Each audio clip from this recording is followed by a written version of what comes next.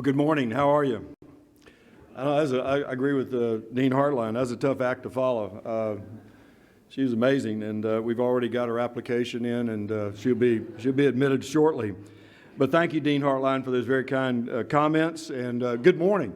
I was wondering, honestly, how I was going to, it's 9 o'clock our time, or whatever, 9:30, 8 o'clock your time. I don't know that I've ever spoken at this length, probably. I hope it's not too long, at 8 o'clock in the morning. So bear with us. Smile when you can. Show me that you're here. I'd love that. Appreciate it. And so good to be here. As everybody has said, it's honor to be here, particularly at the National Alliance's 50th anniversary. Bill Holt, I know you haven't been here for all of those 50 years, but probably close, given the way you look today and everything. I mean, I know that you could not be prouder, though, of this organization. And Florida State University could not be prouder of the relationship we have. And I want to thank you for everything that you have done. So the obvious thing for you all is probably wondering, what in the heck is a university president doing here, first of all. But I actually have always had a special affinity for the world of insurance. And not many people know this. I'm not even sure Dr. Hull knows this, that when I first graduated from the College of Business at Florida State University, I actually went to work in the insurance industry for the Travelers Insurance Company in Jacksonville, Florida, as a management trainee. I lasted about 8 months. It was my first job out of college, and perhaps fortunately for the insurance industry, the Army came calling. And after that, my life obviously took a different turn. But I always had a lot of respect for the insurance agents and brokers. In fact, at one time in my life as a lobbyist and a lawyer, I represented the Florida Insurance Agents Association with a senior partner of mine. And Jeff, we're glad that you came all the way from Florida to be here. Thank you very much. I know you're going to be on a panel a little bit later. Jeff has done a great job in our Florida world for the insurance agents for, I think, some 22 years as the head of the Florida Insurance Agents Association. You've got a lot of integrity, all of you do. Bill talked about that, and persistence, and certainly knowledge of the wide array of products that are out there. And they've gotten more complex. I know from my time in the legislature, I could tell the insurance industry was getting more and more complex, and certainly we need qualified people, no question about it, and you all are the cream of the crop, obviously. I never did find my way back to the insurance industry. Instead, I went to law school, which led to public service, and now that I always say is the best and last job I'll ever have, and it's the president of Florida State University. And I couldn't be prouder of our College of Business, the great work that Tom Jennings has done raising resources for our university. I get credit for a lot of the resources, but Tom is certainly the brains behind that, and Dean Hartline is doing a fabulous job as our dean, and our college graduates from the College of Business are just doing phenomenally. If you don't know much about Florida State University, though, I hope you'll indulge me just a moment to brag a little bit and tell you a little bit. FSU is one of the fastest growing public universities in America. A few years ago, after I got here, we set out a goal to be recognized as one of the top 25 public universities in the country. And this year we shattered that goal. As I think maybe somebody mentioned, U.S. News and World Report, which is kind of considered the gold standard for evaluating public and private universities in America, ranked Florida State University as the 18th best public university in America.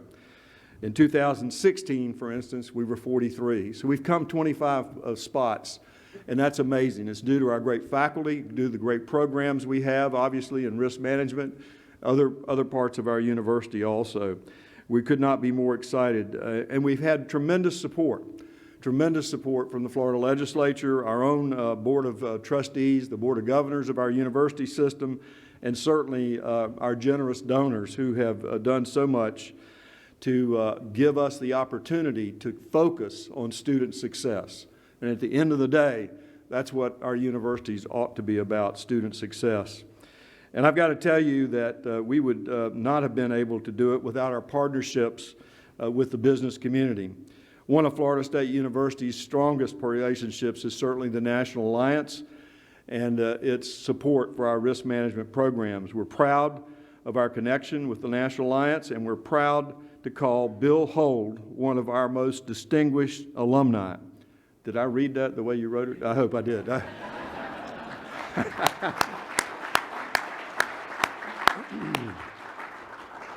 No, seriously, that's why in 2012, we named our academic program the Dr. William T. Hold National Alliance Program in Risk Management and Insurance, and together with him and with his support, we certainly lifted that program to, and it's, I think you know, it's one of the nation's oldest and largest, to its current rank, as Bill said, 3 in the nation, and that's phenomenal. That's phenomenal. So I was honored, I was really honored when Bill asked me to speak to you today about our relationships between Florida State University and the Alliance and discuss some of the business and how businesses and universities can work together for common goals. At the core of both FSU's risk management program and the National Alliance, we care about the same things: educating the next generation of talent for the risk management and insurance industry. While our goals are the same, we obviously meet people at different points in their careers. Florida State offers undergraduate and graduate degree programs, executive education programs, while the National Alliance offers professional designations and continuing education. And yet our paths cross in many, many ways. Our students take the National Alliance program as they start their professional development, and FSU representatives, as we are doing today and as you've heard, are going to be speaking this afternoon on important relationships with internships. One of the more unique ways we partner through FSU's annual insurance sales challenge. Listen, I got to tell you, if you think FSU is competitive in athletics, and I'm not talking about football today, please, you haven't seen anything until you see our insurance and risk management students compete. The National Alliance provides the cases, the judges, the mentors for this event, and let me tell you, the mentors are even more fierce competitors than our students. Who knew people get so excited about tee to green coverage for country clubs or builder's risks for new businesses? I didn't know that, but apparently it happens, and we're excited about that. The contest has been so successful that this year FSU will invite students from other universities to participate in that competition. Working with mentors is a perfect way and a good example, I think, of the kinds of hands-on learning that is essential to graduating well-rounded, career-ready students. We believe it's so strongly that we recently became the largest university in the country to require our students to have a transformative learning experience outside of the classroom in order to graduate. And that's proved to be a very successful thing. Other universities are now starting to adopt that. That could mean leadership opportunities, international opportunities and travel, undergraduate research, which we're very proud of at FSU, service learning, and certainly internships. This is a growing trend, as I said, around the country. I've heard recently the University of Georgia, Miami University, and Kent State have adopted similar programs to this. That's because research shows that participation in high-quality, hands-on learning experiences improves academic performance, including higher GPAs and higher graduation rates. And by the way, if you ever hear much about universities, understand that one of the big phenomena today is graduating in 4 years. Graduating in 4 years. It's one of the key metrics that we have adopted, our Board of Governors have adopted, and we have the highest 4-year graduation rate of any public university in the state of Florida and the 8th best in the nation. And that's really, really important to lower student debt, to get them out and get their students out in the business world to do the things that they want to do for higher education. Critically important. So if you're looking at universities, check on their 4-year graduation rate and make sure they're getting the bang for the buck that they're paying for and getting the focus on their academic careers during the time that they're in school. Facilitating learning experiences outside the classroom is among the ways that universities across the nation are building those talent pipelines that Bill referred to make sure that businesses get the employees they need and the employees continue to get the training they need, as you all are doing here so well. This is especially important in the insurance industry, where it's estimated, Bill Holt not included in this, that more than 40% of the insurance industry's workforce is expected to retire in the next 10 years, taking their collective knowledge and experience with them. I recently spoke to the Florida Chamber of Commerce about our own state universities and how we can work with the business community to ensure that Florida remains globally competitive and prosperous and sustainable. The Florida Chamber is focused on talent supply and education because of its belief that talent is really the currency of the future. At Florida State, we could not agree more with that. In fact, our strategic plan actually calls for us to become one of the nation's most diverse and robust talent pipelines. We're paying particular attention to this because we believe that true success of any university is ultimately determined by the success of their students after they graduate, and we monitor that very closely. We want FSU students to compete and lead anywhere, whether that means working in the nonprofit sector, whether it means working in the public sector for small businesses or multinational corporations. Like many universities across the country, FSU's invested heavily in our campus career centers, and that serves as a connection between us, our university, and certainly the business community. We also have an employer in residence program where representatives from top companies such as Apple, Amazon, General Motors meet with students to provide professional advice and feedback. Partnerships like these give our students opportunities to participate in a job shadow program, an internship, which again you're going to talk about later this morning, which are so critical to our students and I think the success of so many businesses. Interviews on campus and certainly job fairs. They give the business community the opportunity to recruit new talent, promote the company brand, and serve on corporate advisory boards. The feedback we get from businesses also helps shape our educational process that we provide. Employers tell us they want students. They want them to obviously be academically sound, but they want students who can think critically, communicate effectively, and solve complex problems. Those are three key ingredients to every piece of curriculum that we have at Florida State. And we revamped our curriculum a number of years ago to ensure that our courses actually are focused on critical thinking and not rote learning.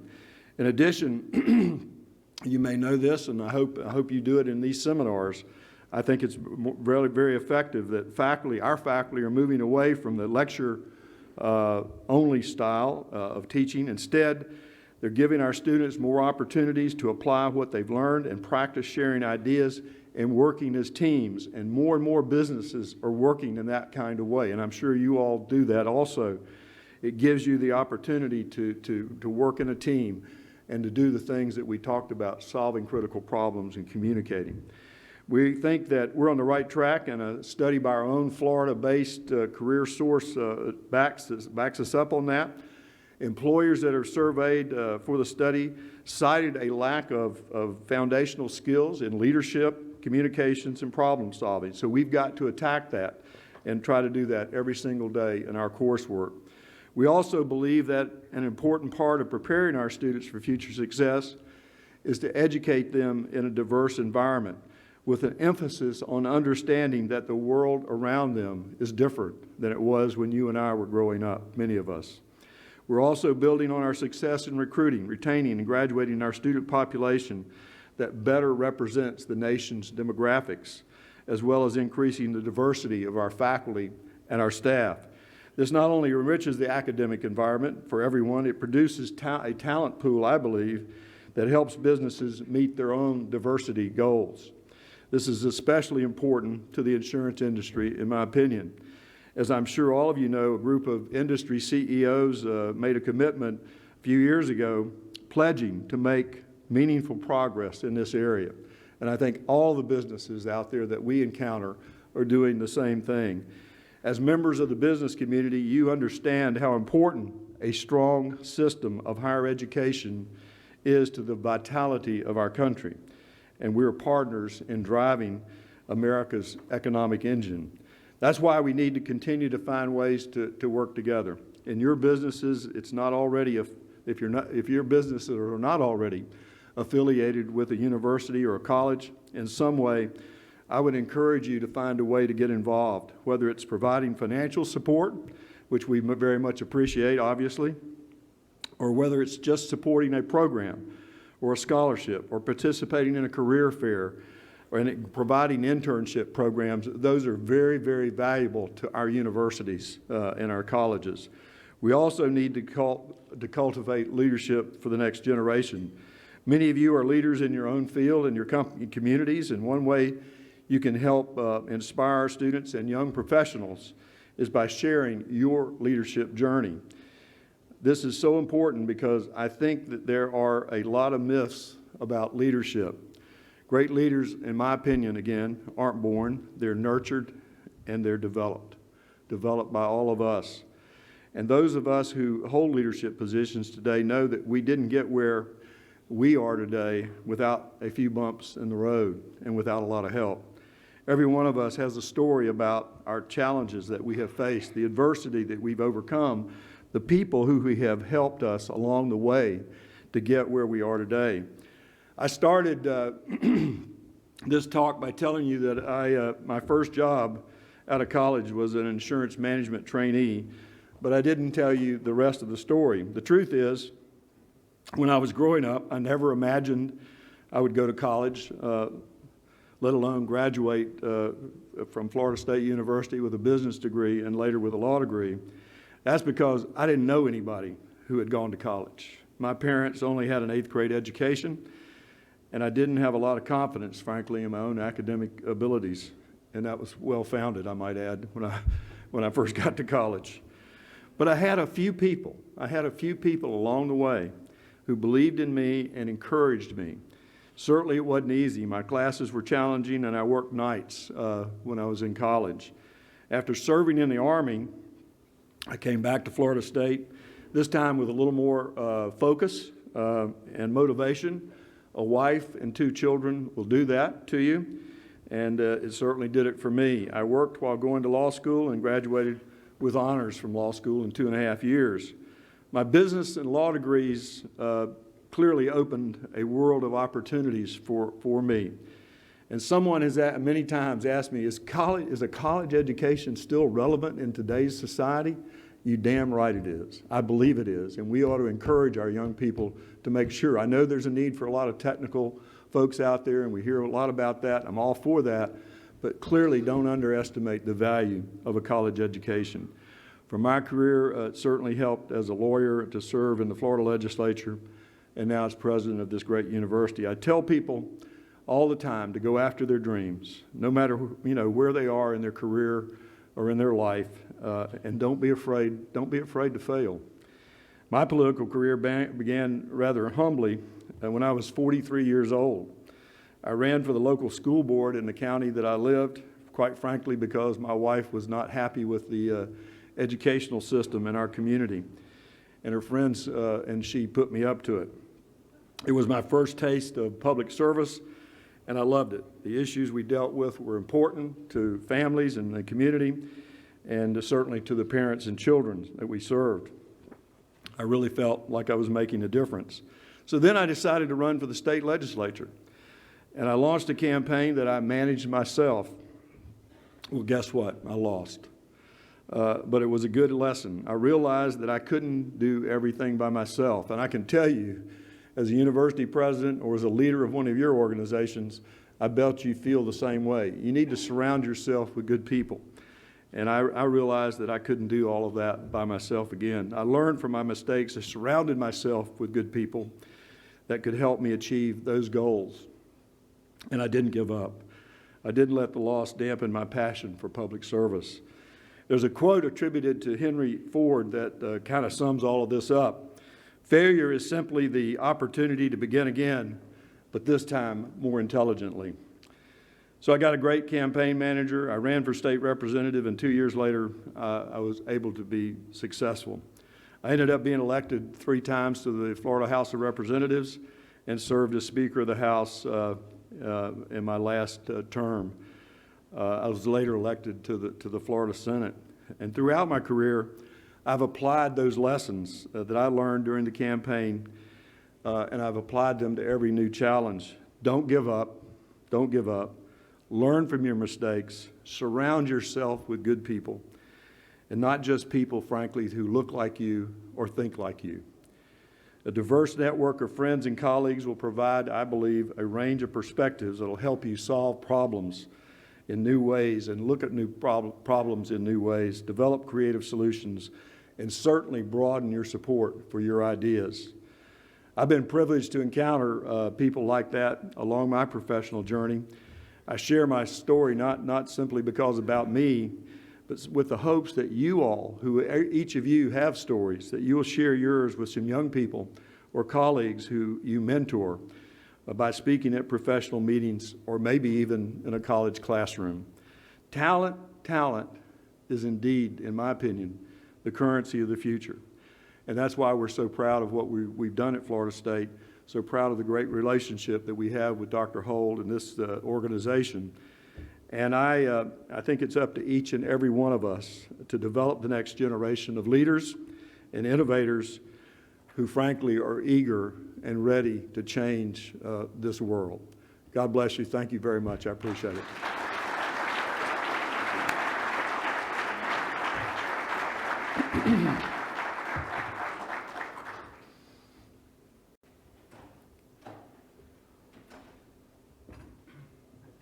First of all, thank you very much.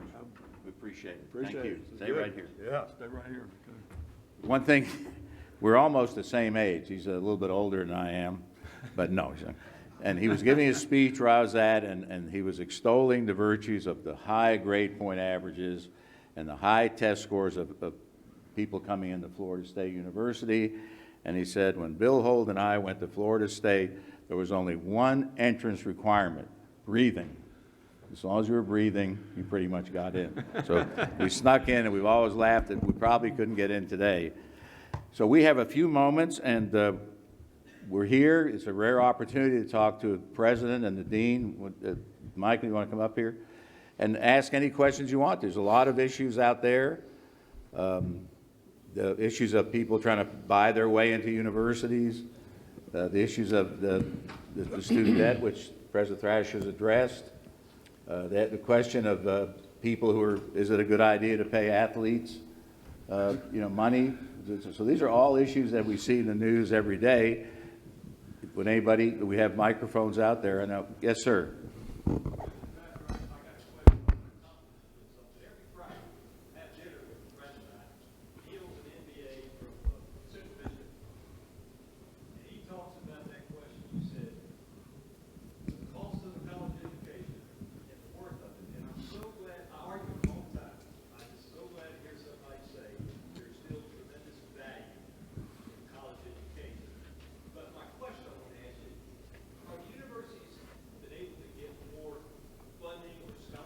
Yeah. Yeah. Let me give you just a little background about. I can speak to Florida State and the state of Florida a little bit better probably, but maybe applicable to others. Our tuition at Florida State University for 30 hours of course credit for a given year is $6,500. Let me repeat that: $6,500. Our tuition for 30 hours of credit. We have not raised our tuition in the last 7 years. The only way our tuition is increased is by an act of the legislature. So do we have to depend, and frankly we do, on philanthropy, on folks that are interested in providing scholarships to our students? That's a big part of what we do. Tom and I, Jennings, work on that all the time. In fact, we're having a friend raiser tonight with local folks here, graduates of Florida State University. I think some, in some instances, maybe our legislature has gone a little bit too far, frankly, in not giving us the necessary resources we need. Sorry about that. When I was first elected to the Florida legislature in 1992, we had 8 universities in the state of Florida. Today we have 12. Several of them have medical schools. Several of them have law schools. Many of them have law schools. So it's becoming more and more competitive for those dollars. And with a legislature that has basically been a conservative legislature for the last 20 years, it's been harder and harder to make them understand that in order to be competitive, we have to have the resources. We have been very fortunate in our state over the last several years to have support from the legislature who deemed it important that at least Florida, state of Florida, have 2 top 25 universities in America. Today we have 2 top 20 universities in America. The University of Florida, our great friends from Gainesville, except on the football field, they're great friends, and Florida State University. And it helps, here's the reason, it helps our economy, no question about it. If we can attract good businesses to come to the state because there's a talent pipeline, I guarantee you that makes a difference in their view of the state. How we treat higher education, I continue to believe, is very important. It's always a balance, though, between putting more debt on families and students as they graduate and certainly ensuring that we have the adequate faculty and support that we need from that standpoint. So it's a balancing and that sort of thing. I think we're doing it right. I think our tuition, it's either us or Wyoming that is the lowest tuition in America in our state. So our families are graduating, and then that brings me back to what I talked about, the 4-year graduation rate, which I think is critically important for our state and perhaps other states to ensure that our students come in, they get focused, we give them a pathway and help them navigate to their degree within 4 years. It's critically important that we do that. By the way, our retention rate, which is from freshman to sophomore year, is 94%. Our students stay at Florida State. They want to come to Florida State. Last year for this current freshman class, we had 60,000 applications, 60,000. So it's a great place to learn and study, and I think an efficient way, frankly, for families to send their kids to a great school. Yes, sir. Don?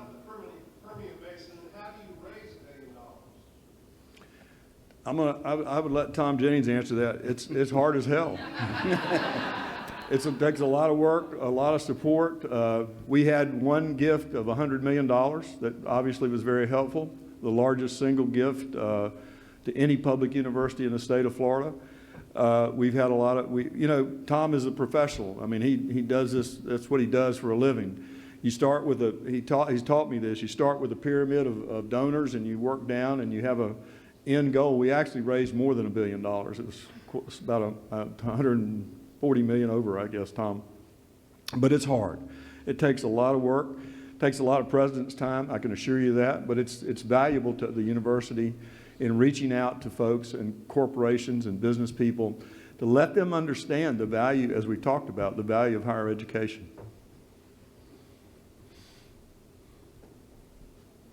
No football questions? Good. No, we've told everybody they lose their designation if they don't. I'm getting that. The CIC or the CPLU or what? Yeah, that's one of those. Yeah, one of that. Well, I said, asked Michael Hartline has been the dean just, Somebody in the back what, had 4 it. years now? A little over 4 years. Yeah. Somebody in the back. Oh, excuse me, thank you. Oh, thank you very much. Do you have a mechanism to gauge the success of your students after they graduate? Some kind of feedback to tell you that they're getting the jobs and the careers that they thought they were studying Dean, you for? want to address that? Yeah. Yeah, we do a survey at graduation, and then again 3 months and 6 months post. And after that, it's a little tough. We use a variety of methods. LinkedIn is one way, but then frankly, for our college, one of the ways we've approached it is by trying to engage young alumni where they live. So our College of Business does 20, 25 events a year out in the community all across the country, trying to engage alumni. We particularly focus on young alumni because we're laying a foundation for the future there. So it's tough once they get 6 months to a year post-graduation. It's a challenge. It's not just us, it's every university challenge, but we work very hard on that.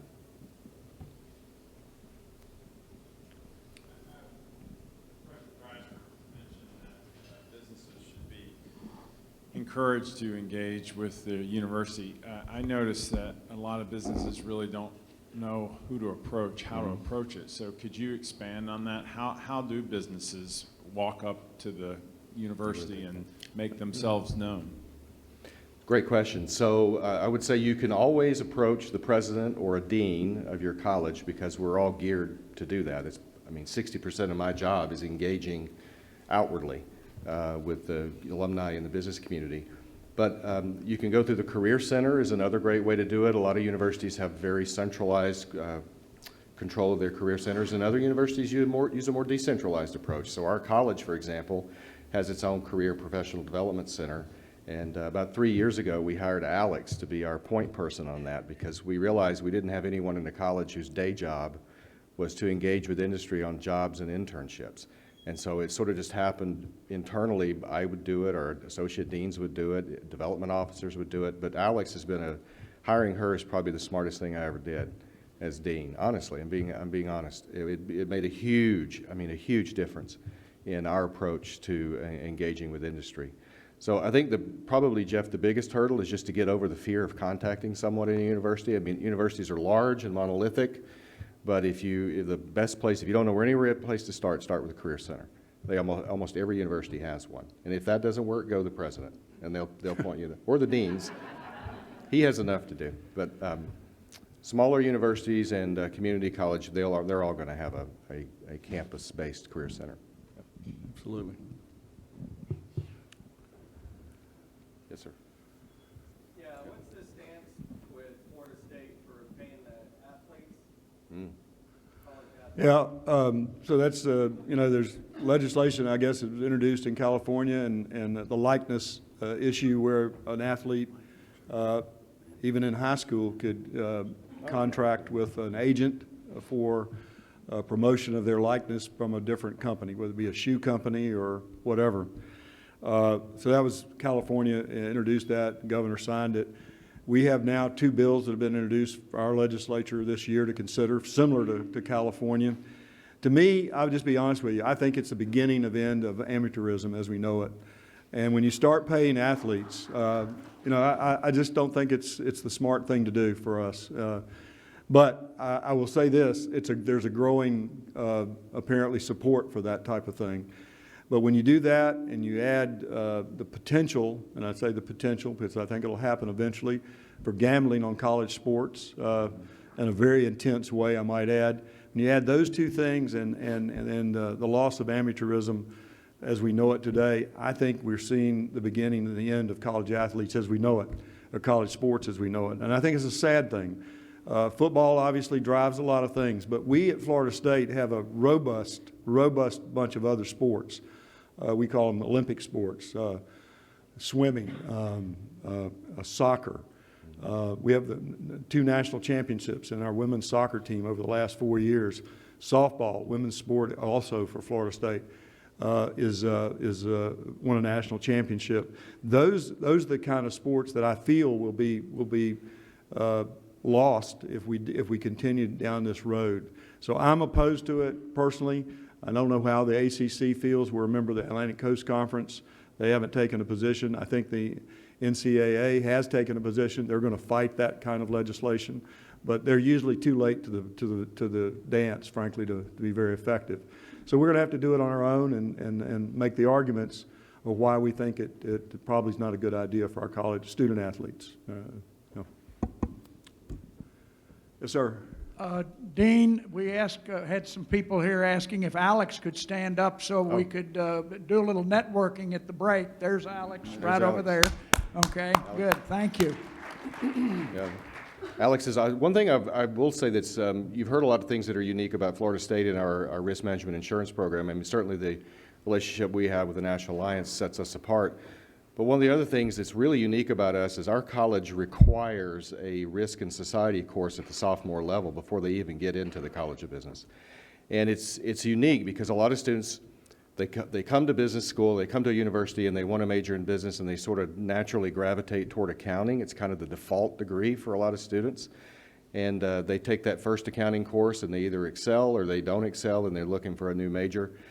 This course at the sophomore level is taught by one of our very best faculty, and it has made a huge difference in the size of our risk management insurance program. We're now over 300 majors, and I think we're the largest, that's the largest it's ever been in our college. So little things like that programmatically can make a huge difference down the road. So our goal is to educate the next generation of insurance professionals for the industry, frankly. And in Florida, I think those statistics the president gave, I think in Florida those statistics are even higher in terms of retirement rates.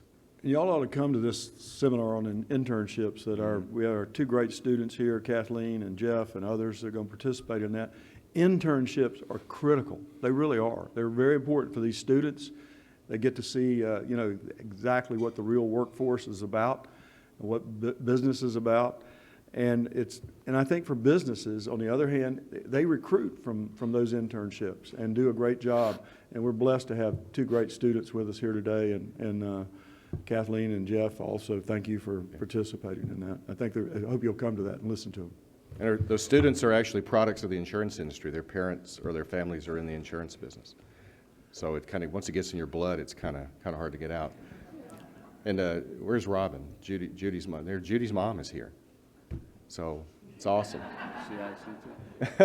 Sorry, Judy.